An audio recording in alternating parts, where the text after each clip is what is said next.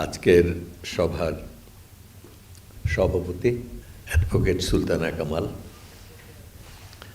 আর যারা আজকে সম্মানিত হচ্ছেন মাহফুজা খাতুন আপা, অধ্যাপক এম এ মান্নান এবং আবদুল্লাহ আবু সাইদ। কারণ লাইন ধরে লেখা আছে, যখন না পড়ে কি করি। আজকে শিক্ষক দিবস পালন করার কথা শিক্ষকদের, কিন্তু শিক্ষকদের মধ্যে কোনো গা নেই, এবং আমার ধারণা যে ৯৯% শিক্ষক জানেনও না যে আজকের শিক্ষক দিবস। তো সেই জন্য একটা নাট্যগোষ্ঠীকে উপায়হীন অবস্থায় সম্ভবত এই দায়িত্বটা নিতে হয়েছে। অন্তত একটা অনুষ্ঠান দেশের মধ্যে যাতে হয়, অন্তত ইজ্জতটা থাকে, যে একেবারে বৃথা যায় নাই। কারণ শিক্ষক হতে এখন আর কেউ রাজি নয়।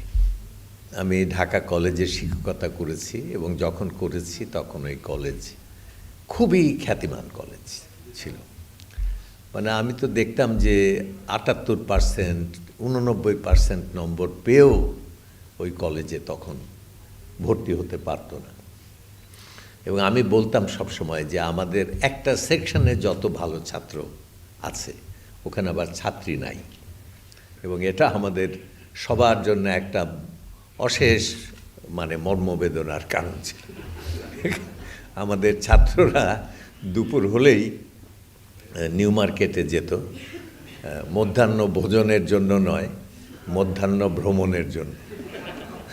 কারণ ওইখানে সুন্দরী মেয়েরা বাজার টাজার করতে আসতো এবং তাদেরকে দেখত। তো আমি এটা বলতাম যে আমাদের একটা সেকশনে যত ভালো ছাত্র আছে, সারা ঢাকা ইউনিভার্সিটিতে ততগুলো ভালো ছাত্র নেই। ঠিক এই অবস্থাটাই ছিল কিন্তু আমাদের কলেজে। তো সেই রকম একটা ভালো ক্লাসে, খুব ব্রিলিয়ান্ট ছাত্রদের ক্লাসে আমি জিজ্ঞেস করলাম একদিন যে তোমরা কারা কারা শিক্ষক হতে চাও? শিক্ষক এত ভালো, শিক্ষকের এত মর্যাদা। আমি রসিকতা করে সবসময় এই কথাটা বলি যে আমরা যারা শিক্ষক, আমরা কাউকে স্যার বলি না, আমরা স্যার শুনি। মনে রাখতে হবে, আমাদের পেশা কিন্তু একটু বেয়াদবি পেশা। কেমন? আমরা কাউকে স্যার বলি না, আমরা স্যার শুনি। আর আমরা কাউকে আসসালামু আলাইকুম দিই না, ওয়ালাইকুম আসসালাম বলি। কেমন? আমরা সেই গৌরবজনক পেশার মানুষ। তারপরে শিক্ষকতার যত মহিমা আছে সব তুলে ধরলাম। তুলে ধরে সেই ছাত্রদের জিজ্ঞেস করলাম যে তোমরা কে কে এর পরেও শিক্ষক হতে রাজি? একটা হাত উঠল না। এত ব্রিলিয়ান্ট ছাত্র, এত মেধাবী, একটা হাত উঠল না। তখন আমি রসিকতা করে জিজ্ঞেস করলাম যে তোমরা কারা ইঞ্জিনিয়ার হতে চাও? সঙ্গে সঙ্গে সারা ক্লাসের মধ্যে একটা শোর গোল হইচই পড়ে গেল, এবং প্রত্যেকে একটা হাত তো তুললই, এবং কিছুক্ষণের মধ্যে 2 হাত। আমরা হতে চাই স্যার, আমরা হতে চাই। তখন আমি তাদের স্মরণ করিয়ে দিয়ে বললাম যে দেখো, ন্যাশনাল পে স্কেলে কিন্তু শিক্ষক আর ইঞ্জিনিয়ারের বেতন সমান। তো তোমরা কেউ শিক্ষক হতে চাও না, সবাই ইঞ্জিনিয়ার হতে চাও, ব্যাপারটা কি? তো এক ছেলে মিনমিন করে উঠল, উঠে বলে স্যার, বেতন সমান কিন্তু আয় তো সমান না স্যার।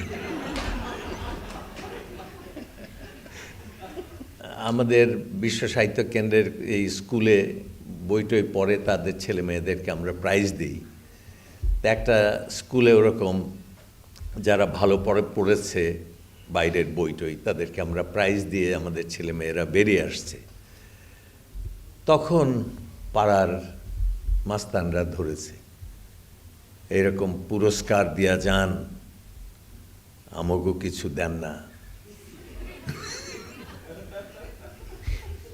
মানে পুরস্কারটা যেন এমনিই দিয়েছি।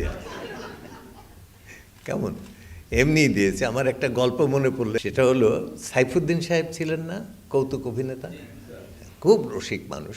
তো একদিন বলছেন যে আমি গেলাম বাজারে, 1 মণ চাল কিনেছি, কিনে রিক্সাতে তুলতে যেয়ে দেখি যে তুলতে পারছি না। তো তখন একটা মিন্তি দাঁড়িয়েছিল কাছে, তাকে বললাম যে ভাই আমাকে তুমি একটু সাহায্য করবে? তো মিন্তি এবং উনি ধরাধরি করে চালের বস্তাটা রিক্সার উপরে তুলে তখন উনি পকেট থেকে টাকা বের করে, তখন অনেক দিন আগের কথা, মিন্তিকে 2 টাকা দিলেন। তো সেই মিন্তি টাকাটা নিচ্ছে। এখন ওই দূরের থেকে এক মিন্তি আবার সেটা দেখে সেও গুটি গুটি পায়ে এগিয়ে এসে বলে যে স্যার ওরে দিলেন, আমারে কিছু দিলেন না। তখন সাইফুদ্দিন সাহেব তো রসিক মানুষ, বললেন যে তোমারে দিমু কেন, চোখের ভাড়া। শিক্ষক কেউ হতে চায় না। একটা জাতির জীবনে একজন শিক্ষক যে কত গুরুত্বপূর্ণ মানুষ, আমি একটা ছোট্ট গল্প বলি। আমার ছোটবেলা থেকেই একটা আকুতি ছিল এবং উদ্দীপনা ছিল যে আমি সাহিত্য নিয়ে পড়ব, কেমন দিনরাত এইসব নিয়ে থাকতাম। কিন্তু কলেজে উঠে আমি একজন ইকোনমিক্সের শিক্ষক পেলাম। আমরা অসাধারণ শিক্ষকদের পেয়েছিলাম। আমার নিজের জীবনের সবচেয়ে বড় সৌভাগ্য, যদি আমাকে কেউ জিজ্ঞেস করে যে তোমার জীবনের সবচেয়ে বড় সৌভাগ্য কী পেয়েছো, আমি বলবো যে আমি আমার জীবনের শ্রেষ্ঠ শিক্ষক পেয়েছি। এর চাইতে ভালো শিক্ষক সেই সময় বিশ্ববিদ্যালয়ে এসেও আমি পাইনি। একজন অধ্যাপক পেলাম এত অসাধারণ, এরকম অনেক অধ্যাপক পেয়েছিলাম, কিন্তু ইকোনমিক্সে তিনি ছিলেন সেরা। একেবারে সমস্ত পৃথিবীকে আমাদের চোখের সামনে এনে দাঁড় করিয়ে দিতেন এবং তারপরে সেই অশ্বারোহীর মতো সেই পৃথিবীর উপর দিয়ে ছুটতে থাকতেন। আমরাও তার পিছনে পিছনে পাগলের মতো, কেমন কি বলছেন মন্ত্রমুগ্ধের মতো আমাদের একবার এখানে নিয়ে যাচ্ছেন, একবার ওখানে নিয়ে যাচ্ছেন। আমরাও মুগ্ধের মতো তার পিছনে পিছনে ছুটে যাচ্ছি এবং হঠাৎ দেখতাম বেল পড়ে গেছে। মনে হতো 10 মিনিট বোধহয় হয় নাই ওনার বক্তৃতার, বেল পড়ে গেছে। আমাদের মনে হতো যে কেউ বোধহয় চক্রান্ত করে আমাদের এই স্বর্গ থেকে বিতাড়িত করার জন্য বেলটা দিয়েছে। কিন্তু ঘড়ির দিকে তাকিয়ে দেখতাম যে ঠিকই 45 মিনিট পার হয়ে গেছে এর মধ্যে। এমন অসাধারণ শিক্ষক।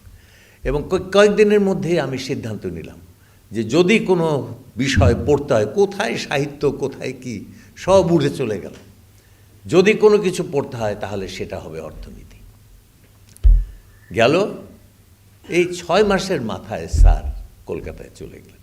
তখন হিন্দুরা দেশ ত্যাগ করছে এখান থেকে। তো কলকাতায় চলে গেলেন এবং আমাদের আরেকজন শিক্ষক এলেন, এতই খারাপ যে আমি আবার দ্বিতীয়বার সিদ্ধান্ত নিলাম যে কোনো সাবজেক্ট পৃথিবীতে যদি পড়তে না হয় সেটাকে হতে হবে অর্থনীতি। একজন শিক্ষক একজন মানুষের জীবনে কি মূল্যবান, কেমন। আজকে যদি ওই শিক্ষকের কাছে পড়তাম হয়তো ওনাদের ডিপার্টমেন্টে আমার ঠাঁই হতো। তো যা হোক, একটা স্কুল, একটা কলেজ, একটা বিশ্ববিদ্যালয়, সেখানে দালান থাকে, চেয়ার থাকে, টেবিল থাকে, আসবাবপত্র থাকে, মাঠ থাকে, শিক্ষক থাকে, ছাত্র থাকে, চক থাকে, ডাস্টার থাকে, কত কিছু থাকে। আজকাল মাল্টিমিডিয়া থাকে, কত কিছু থাকে। কিন্তু সবচেয়ে বড় কে এর মধ্যে? হ্যাঁ, একজন শিক্ষাঙ্গনের সবচেয়ে বড় সৌন্দর্য কি? শিক্ষক। এই শিক্ষক যদি বড় হন তাহলে সমস্ত জাতি যুগ যুগান্ত বড় হয়ে যায়। একজন সক্রেটিস জন্মেছিলেন বলে একজন প্লেটো জন্মেছিলেন, একজন প্লেটো জন্মেছিলেন বলে একজন অ্যারিস্টটল জন্মেছিলেন, একজন অ্যারিস্টটল জন্মেছিলেন বলে একজন আলেকজান্ডার জন্মেছিলেন। এবং সেই আলেকজান্ডার যে বিশ্বকে যে নতুন মাত্রার মধ্যে নিয়ে এসেছিলেন সেটা অবাক হওয়ার মতো। এবং সক্রেটিসের শুধু কন্ট্রিবিউশন কিন্তু এইখানে না, সক্রেটিস সকল শিক্ষকের শিক্ষক। সক্রেটিসের আরেকটা ধারা আছে, প্লেটোস অ্যারিস্টটলের ধারা তো আছেই, আলেকজান্ডারের ধারা, আরেকটা ধারা আছে। তার একজন শিষ্য ছিলেন, তার নাম ক্লিস্থেনিস। এই ক্লিস্থেনিস 6 মাইল দূরে থাকতেন এবং প্রত্যেক দিন সক্রেটিসের কথা শোনার জন্য শুধু এই পাহাড় ডিঙিয়ে টিঙিয়ে এই এথেন্সে বাজারে আসতেন। এই ক্লিস্থেনিসের শিষ্য ছিলেন, আপনারা কেউ কেউ নাম জেনে থাকবেন, ডায়োজিনিস। খুবই বিখ্যাত মানুষ ছিলেন। ডায়োজিনিসের শিষ্য ছিলেন জেনো। এই জেনো ছিলেন স্টয়িক ফিলসফির উদ্গাতা, যে স্টয়িক ফিলসফি পরবর্তীকালে সমস্ত রোমান সাম্রাজ্য এবং সমস্ত ইউরোপকে অভিভূত করে রেখেছে প্রায় 1000 বছর। তো সুতরাং একজন শিক্ষক যে কত বড়। আজকে যাদের নাম আমরা বড় গলায় বলি তারা কারা? এই হযরত মুহাম্মদ কি? মানব জাতির একজন শিক্ষক, তাই না? গৌতম বুদ্ধ কি? মানব জাতির শিক্ষক। কেমন? যীশুখ্রিস্ট কি? মানব জাতির শিক্ষক। আইনস্টাইন কি? মানব জাতির শিক্ষক। কার্ল মার্কস কি? মানব জাতির শিক্ষক। পৃথিবীতে বড় মানুষ মানেই শিক্ষক। শিক্ষক ছাত্রের একটা অদ্ভুত সম্পর্ক আছে। একবার শিক্ষক হলে চিরদিনের জন্য শিক্ষক, একবার ছাত্র হলে চিরদিনের জন্য ছাত্র। একটু আগে ভিসি সাহেব যে বললেন যে একজন শিক্ষকের কাছে এই শিক্ষা দিবসে কিছু পাঠানো, অন্তত ফোন করা, অন্তত তার খবরটা নেওয়া, এটা খুব দরকার। তার কারণ উনি যে একবার শিক্ষক হয়েছিলেন, এটা এখান থেকে তাকে পদচ্যুত করা কোনো দিন যাবে না। এটা কোনো চাকরি না, এটা ব্রত। ব্রতকে কোনো দিন বিদায় করা যায় না। একটা গল্প দিয়ে আমি আজকের আমার কথা শেষ করে ফেলব। আমি একটা কীরকম হয়, কারণ আমরা যখন ছাত্রদের সামনে দাঁড়াই, ছাত্ররা যখন সেই ইসের থেকে হয়তো একটা গ্রাম থেকে এসেছে, নানান জায়গা থেকে এসেছে, এসে আমাদেরকে সামনে দেখে। শিক্ষকরা তো তাদের জীবনের প্রথম হিরো, প্রথম নায়ক। সিনেমার নায়কদের চাইতো তারা ক্ষমতাশালী। হা করে কথাবার্তা শুনে এবং ভাবে যে এরকম হতে পারলে হতো। আমি একবার মার্শাল ল হয়েছে এরশাদের, তো আমি ধানমন্ডিতে আছি, একে মার্শাল ল হয়েছে, তার উপরে ট্রাফিক পুলিশের সপ্তাহ। কেমন? মার্শাল ল হলেই তো প্রথমে ওই সিপাহীগুলা এসে লম্বা চুল পেলেই ধরে, কেমন? হ্যাঁ, কেটে দেয়। কারণ তাদেরও দিলীপ কুমার হওয়ার শখ ছিল, কিন্তু বাটি ছাড় দিয়ে কেমন সেটাকে শেষ করে দেওয়া হয়। লম্বা চুল দেখলেই খপ করে ধরে। তখন ট্রাফিক সপ্তাহ, নতুন মার্শাল ল, একেবারে মচ মচ কচ কচ, যাকে ধরছে তাকে ফাইন করছে, করছে, অপমান করছে। তা আমি গাড়ি নিয়ে আসবো ধানমন্ডি থেকে বাংলা মোটর। তা আমি ভাবলাম যে কোন রাস্তা দিয়ে যাই। আমি দেখলাম যে আমার ইন্স্যুরেন্স 1 সপ্তাহ আগে শেষ হয়ে গেছে। তো এর মধ্যে তো মান সম্মান থাকে না, যদি হঠাৎ ধরে ফেলে। কেমন? আমরা তো কলেজের মাস্টার, অন্তত আমাদের ত্বক তো একটু পাতলা। হ্যাঁ, ওই যে বললাম তো, আমরা স্যার বলি না। খুবই মুশকিল। তখন ভাবলাম, তখন গাড়ি ঘোড়া ছিল না, তখন ভাবলাম যে ফার্ম গেটের এদিক দিয়ে যাই, এখানে পুলিশ থাকে না। তো ওই দিক দিয়ে এসছি, আর আল্লাহর কি কাজ, দেখলাম যে পুলিশ তো আছেই, একজন সার্জেন্ট দাঁড়িয়ে আছে বিশাল দৈত্যের মতো। এত বড় সার্জেন্ট আমি, সার্জেন্ট আমি জীবনে দেখিনি। ডিভাইডারের ওই পাশে সার্জেন্ট দাঁড়িয়ে আছে, আমি এই পাশে। এমন সময় লাল আলোটা জ্বলল, আমার তো দাঁড়িয়ে পড়তে হলো। আমি তো বুকের ভেতরে আমার ধরাস ধরাস করছে যে সার্জেন্টটা ওই ডিভাইডার পার হয়ে আমাকে এখনই হয়তো ধরতে আসবে। আমি তখন গাড়ির জানালা দিয়ে তাকিয়ে প্রকৃতির দৃশ্য দেখতে লাগি। কেমন? প্রকৃতির দৃশ্য, যাতে যেন সার্জেন্টকে তত গুরুত্ব দিচ্ছি না, আমার কোনো প্রবলেম নাই। হ্যাঁ, আমার সব ঠিক আছে, কাগজপত্র সব ঠিক আছে। কিন্তু সার্জেন্ট দেখি নাছোড়বান্দা, দেখি যে মচ মচ করতে করতে সে ডিভাইডার পার হচ্ছে, আস্তে আস্তে রাস্তাটা পার হয়ে ডিভাইডার পার। যত কাছে আসে তত আমার প্রকৃতির দেখা বেড়ে যায়।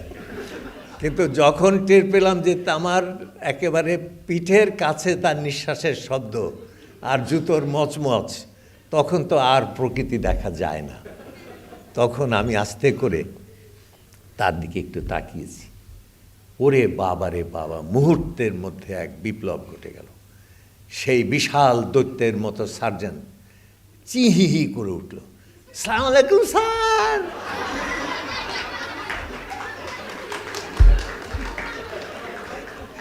কেমন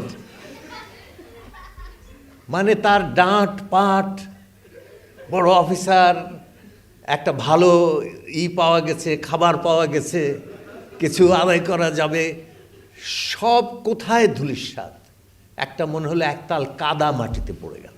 কেন? কারণ সে যেদিন সেই গ্রাম থেকে কলেজে এসছিল, তখন আমরা তাদের সামনে ছিলাম অনেক বড়।